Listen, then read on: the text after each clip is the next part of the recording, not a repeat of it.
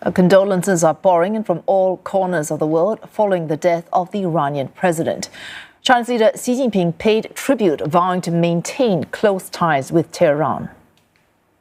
习近平主席指出，莱西总统就任以来，为维护伊朗安全稳定、促进国家发展繁荣作出重要贡献，也为巩固和发展中伊全面战略伙伴关系作出积极努力。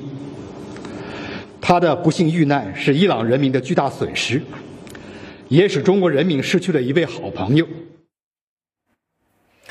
In his condolence message, Indian Prime Minister Narendra Modi looked back at President Raisi's contribution to the strengthening of relations between their two countries.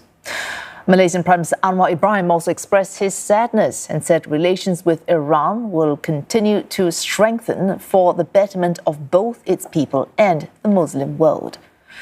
Pakistan's Prime Minister extended his sympathies to the Iranian nation. The country will observe a day of mourning and fly its flag at half-mast as a sign of respect.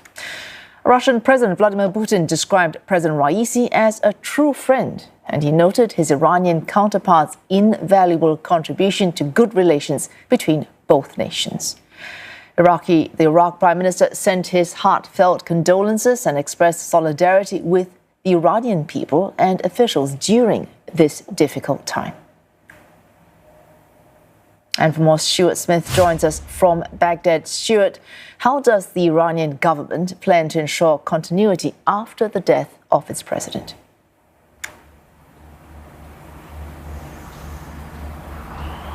Well, even before it was confirmed that the president had died, the supreme leader of Iran was, in his short statement, went to great pains to emphasize that people should not worry and that the government would maintain control in this very troubling times when it comes to the change of power. Remember, not just the president in this helicopter, but also the foreign minister. And the first thing the new vice president has been managing is arranging these positions to be filled. So while the vice president takes up the mantle of president, already a foreign minister has been appointed, and the regional officials who died have also been temporarily replaced to try to ensure that continuity. But there are some important things that the vice president cannot do during this period before elections are held. He cannot, for example, dismiss ministers.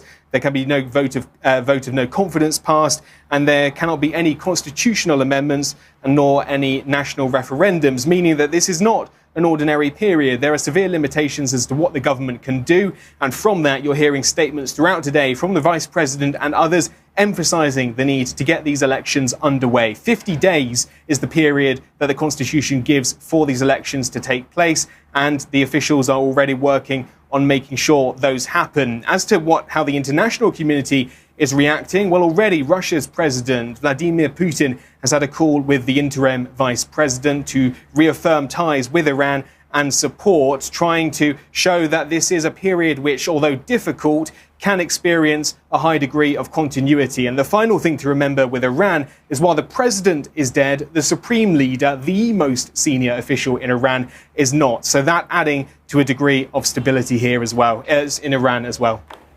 Our thanks. That's Stuart Smith reporting from Baghdad.